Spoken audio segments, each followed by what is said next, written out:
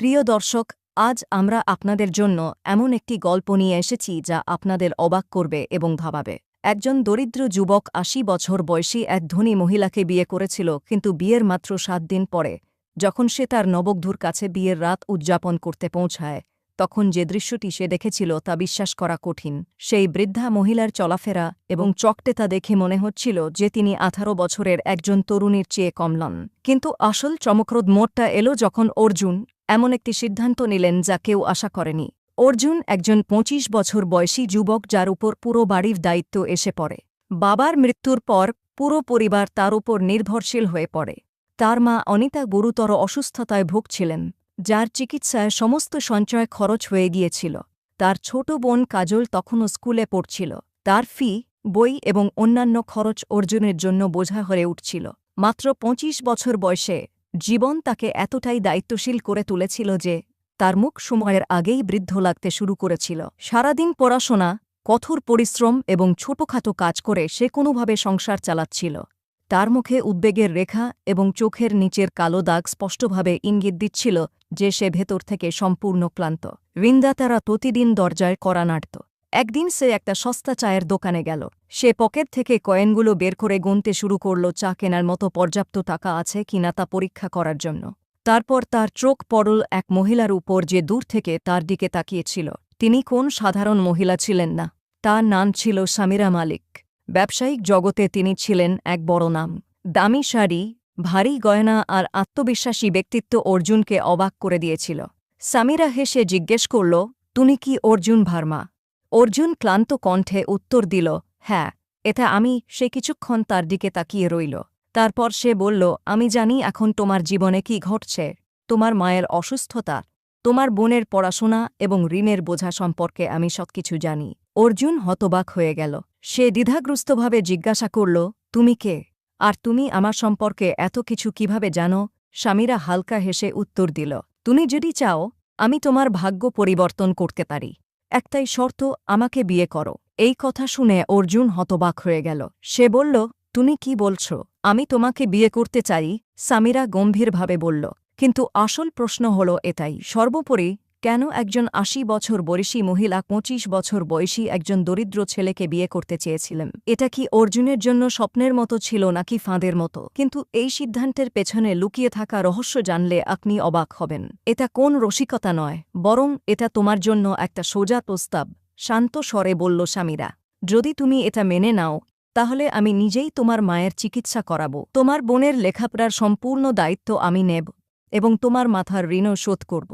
এইসব আমার পক্ষ থেকে হবে। আমি তোমাকে তোমার জীবনের সকল সমস্যা থেকে মুক্ত করব। অর্জুনের মনটা যেন অশান্তিতে ভরে গেল। সে একটা দীর্ঘ নিঃশ্বাস ফেলে জিজ্ঞেস করল, এর বিনিময়ে আমাকে কি করতে হবে? শুধু একটা জিনিস। সামিরা তৎক্ষণাৎ উত্তর দিল, তোমাকে আমাকে বিয়ে করতে হবে। আমাদের মধ্যে একটি আইনি চুক্তি হবে। বিয়ের পরেও তোমার স্বাধীনতায় কোনো হস্তক্ষেপ হবে না। তুমি তোমার জীবন তোমার ইচ্ছান্ত কাটাতে পারো, কিন্তু আমার কিছু শর্ত আছে যা তোমাকে মানতে হবে। তার কথাগুলো শুনতে সহজ মনে হচ্ছিল, কিন্তু বাস্তবে সেগুলো পূরণ করা খুবই কঠিন ছিল। অর্জুন কিছু না বলে সেখান থেকে চলে গেল। সামিরাও তার দামি গাড়িতে করে চলে গেল। অনেক দিন কেটে গেল, কিন্তু পরিস্থিতি অর্জুনকে বাধ্য করল। ঋণদাতাদের হুমকি দিনরাত আমার মানসিক শান্তি কেড়ে নিয়েছিল। সে ভাবতে লাগল যে যদি আমি ওই ধনী মহিলার কথায় রাজি হই, তাহলে হয়তো আমার মা জীবন পাবেন এবং আমার বোনের ভবিষ্যতও ভালো হবে।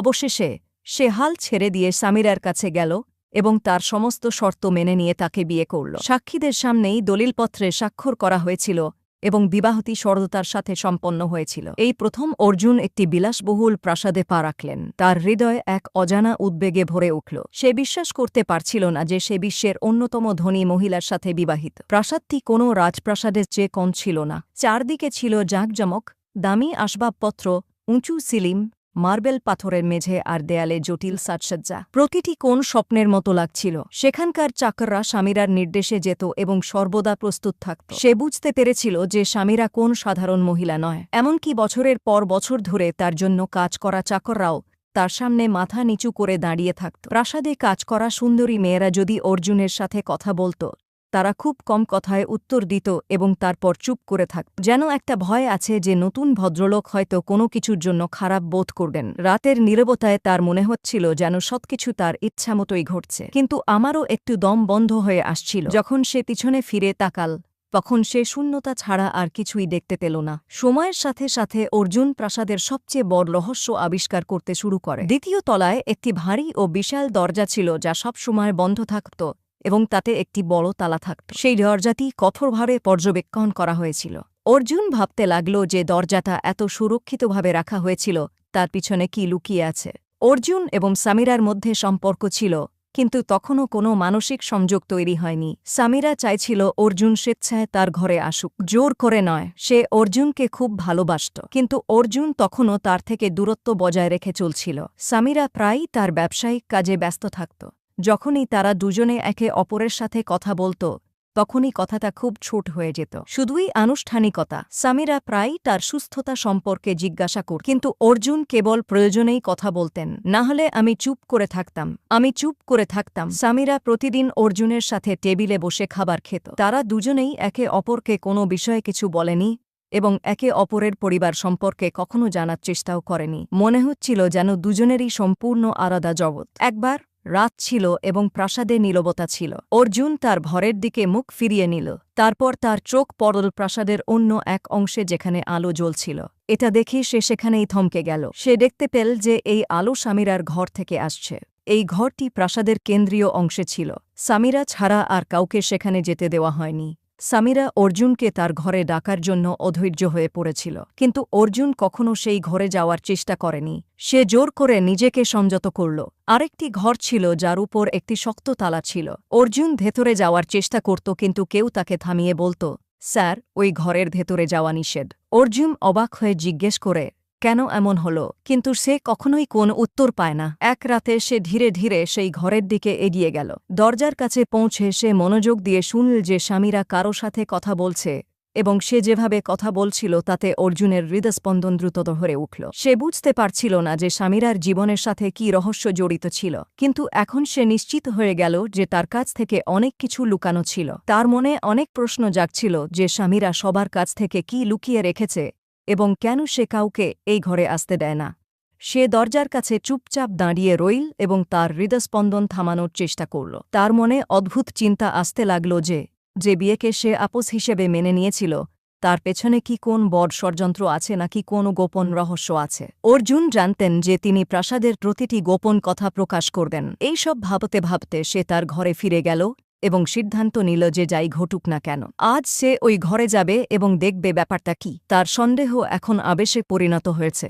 সে ভাবতে লাগল কিভাবে ওই ঘরে পৌঁছানো যায়। সামিরা তার দিকে তাকিয়ে সব সময় হাসত। তিনি আসলে ৮০ বছরের বৃদ্ধা ছিলেন, কিন্তু অর্জুনের কাছ থেকে প্রতিদিনই তাঁর নতুন আশা ও প্রত্যাশা ছিল। এখন অর্জুন ভাবল যে তার এই মহিলার সাথে কথা বলা উচিত। একমাত্র সেই তাকে সেই ঘরের রহস্য জানাতে পারে। প্রাসাদের নির্জন অন্ধকারে কেবল ঘড়ির টিকটিক শব্দ প্রতিধ্বনিত হচ্ছিল। রাতের তৃতীয় প্রহরে অর্জুন সেই ঘরে যাওয়ার জন্য প্রস্তুত হল। সে সামিরার একজন বিশেষ দাসীর সাথে কথা বলল, যে ছিল কিরণ নামে ২০০২ বছর বয়সী এক অত্যন্ত সুন্দরী মেয়ে। অর্জুন কিরণকে অনুরোধ করলেন যে তিনি তার স্ত্রী সমীরার সাথে দেখা করতে চান। কিরণ সামিরার কাছ থেকে অনুমতি নিতে যায়। কিরণ ছাড়া আর কেউ সামিরার কাছে যেতে পারল না। কিরণ যখনই সমীরাকে অর্জুনের ইচ্ছার কথা জানাল, সমীরা খুশি হয়ে কিরণের হাতে চুমু খেল এবং বলল, তাড়াতাড়ি পাঠাও। কিরণ অর্জুনকে চলে যাওয়ার অনুমতি দেয়। অর্জুন ছিলেন ২২ বছর বয়সী একজন সুদর্শন, শক্তিশালী এবং প্রতিশ্রুতিশীল যুবক। সে গিয়ে সামিরার ডোরবেল বাজাতে শুরু করল।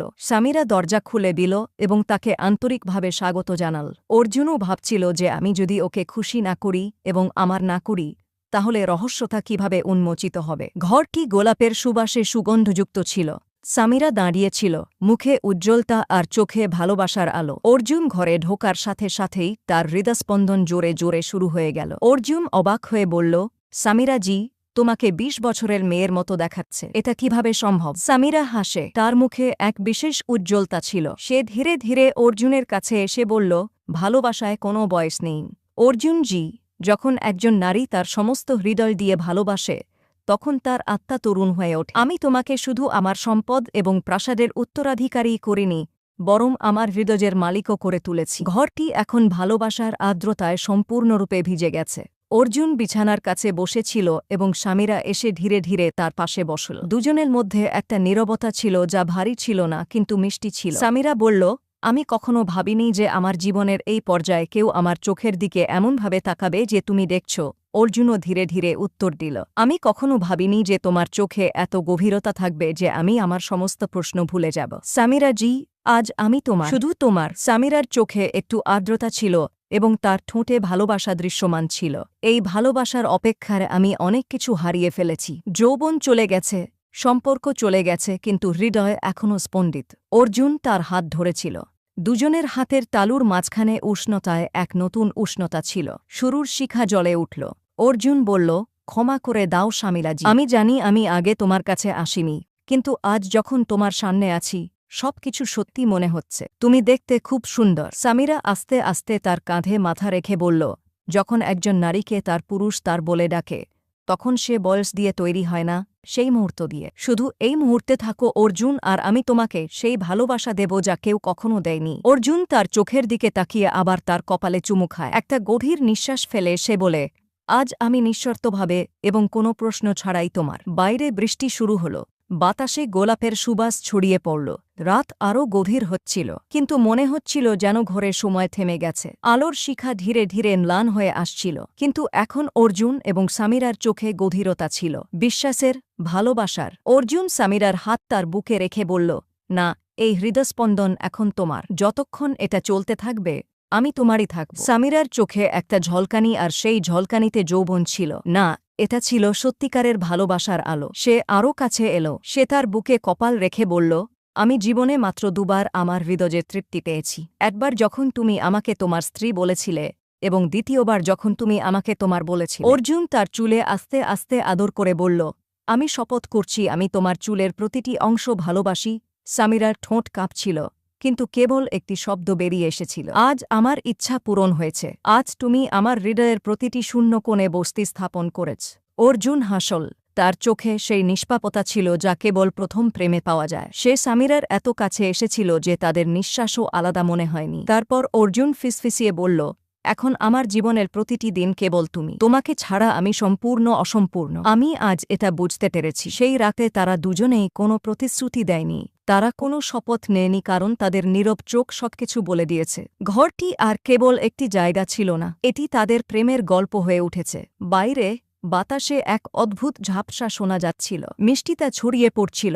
অর্জুন অনুভব করেছিলেন যে তিনি এইমাত্র জানতে পেরেছেন যে গোপনে ভালোবাসাটা অজান্তেই ঘটে গিয়েছিল। কিন্তু এখানে ভালোবাসাটা একতরফা ছিল না। সামিরা হাল ছাড়েনি। সে অর্জুনের কাছে এসে তার ঠোঁটে আঙুল রাখল। এখন কিছু বলো না, শুধু অনুভব করো।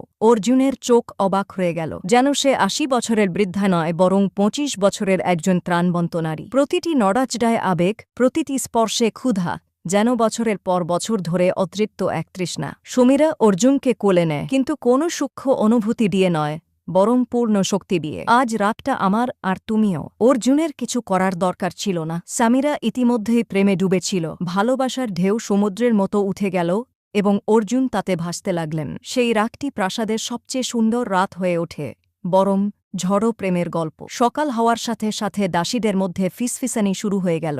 আজ ম্যাডাম আবারও তারুণ্যের উদাহরণ হয়ে উঠেছেন। এখন মালিকও তার প্রেমে পড়ে গেছে। অর্জুনের প্রায়ই মনে হতো যে ওই ঘরে এমন কিছু আছে যা আজও অকথিত রয়ে গেছে। সেদিন সে সাহস সঞ্চয় করল। দরজাটা অর্ধেক খোলা ছিল। হৃৎপিণ্ড আরও জোরে স্পন্দিত হতে লাগল। সে ধীরে ধীরে ভেতরে গেল। ঘরটি মৃদু আলোয় জ্বলজ্বল করছিল। পুরনো আসবাবপত্র, দেয়ালে ঝুলন্ত ছবি, এক কোণে ভারী কাঠের আলমারি যাতে অনেক ফাইল। অর্জুনের চোখ গেল কাছে রাখা টেবিলের দিকে। সেখানে একটা মোটা খাম পড়েছিল যার কোণগুলো হলুদ হয়ে গিয়েছিল। মনে হচ্ছিল যেন বারবার স্পর্শ করা হয়েছে। সে খামটি খুলল। একটা ছবিতে তার বাবা সুরেশ মেহতা এবং স্বামীরা একসাথে দাঁড়িয়েছিলেন। বাবার মুখে একটু হাসি ফুঁকে উঠল। অর্জুনের চোখ খোলাই রইল। ঠিক তখনই একটা আওয়াজ এলো, সর্বোপরি তুমি সব দেখেছ। অর্জুন পিছনে ফিরে তাকাল। সামিরা দাঁড়িয়েছিল। চোখে কোনো ভয় বা বিস্ময় ছিল না, যেন সে ইতিমধ্যেই জানত যে এই মুহূর্তটি আসবে। অর্জুন ছবিটি লুকিয়ে রেখেছিল। কাঁপতে কাঁপতে সে বলল, এই বিয়েটা কোনো চুক্তি নয়, বরং প্রতিশোধ। সামিরা হাস, তুমি খুব বুদ্ধিমান হয়ে উঠলে অর্জুন। আমি ভাবিনি তুমি এত তাড়াতাড়ি সত্যতা জানতে পারবে। অর্জুন ফেটে পড়ল। তুমি আমার অসহায়ত্বের সুযোগ নিয়েছ। আমার বাবার উপর প্রতিশোধ নেওয়ার জন্য আমাকে ঘুঁটি হিসেবে ব্যবহার করা হয়েছিল। সামিরা বলল, এখন তুমি সব জানো। শোনো অর্জুন, আমি তোমার বাবাকে ভালোবাসতাম। সে ছিল আমার প্রথম এবং শেষ ভালোবাসা। আমার বয়স যখন 25 বছর তখন আমার স্বামী মারা যান। আমি একা ছিলাম। তোমার বাবা আমাকে সমর্থন করেছিলেন। আমি ভেবেছিলাম এটা ভালোবাসা, কিন্তু সে আমাকে ব্যবহার করতেই থাকল। যখন আমি বিয়ের কথা বললাম, সে আমাকে প্রত্যাখ্যান করল। আমি সেদিনই শপথ নিয়েছিলাম, যদি সে না হয় তাহলে তার রক্ত ঠিক আছে। ছোটবেলায় যখন তোমাকে দেখেছিলাম তখনই সিদ্ধান্ত নিয়েছিলাম যে তুমি আমার পথ। প্রতিশোধ নেওয়ার জন্য আমি তোমাকে বিয়ে করেছি। আমি চাই তুমি এটাতে স্বাক্ষর করো যাতে তুমি কখনো আমাকে ছেড়ে যেতে না পারো। সামিরা কিছুক্ষণ থেমে গেল। তারপর সে হেসে বলল, কিন্তু তুমি এমনটা করেছ যা তোমার বাবা কখনো করতে পারেননি। তুমি আমাকে সম্মান করেছ এবং বুঝতে পেরেছ। তোমার মানবতা আমার ঘৃণা বলে দিয়েছে। অর্জুন, এখন আমি তোমার প্রেমে বন্দী। আমি তোমার দাস হয়ে গেছি। অর্জুন কাঁপা কাঁপা গলায় বলল, তুমি আমাকে বন্দী করতে চেয়েছিলে, কিন্তু তুমি নিজেই আমার ভালোবাসায় বন্দী হয়ে গেছ। তোমার প্রতিশোধ, তোমার ঘৃণা হারিয়ে গেছে সামিরা, কিন্তু এখন তোমার চোখে যা আছে তা হল ভালোবাসা। অর্জুন সুমিরার কবজি ধরে রাখল। আমি তাকে বুকে জড়িয়ে ধরলাম।